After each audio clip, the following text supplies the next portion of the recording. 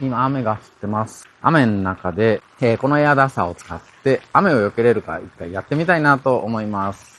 傘をささずしてエアダスターで雨が避けられるのかな？挑戦です。傘がいらないってなんだか自由。髪も濡れないし歩くのが楽しくなる。見てください。めちゃくちゃ雨が降ってます。無理や。無理や。メルカリ、ラクマ、ペイペイフリマ、T、グチショップ、ポンズーチャンネル登録お願いします。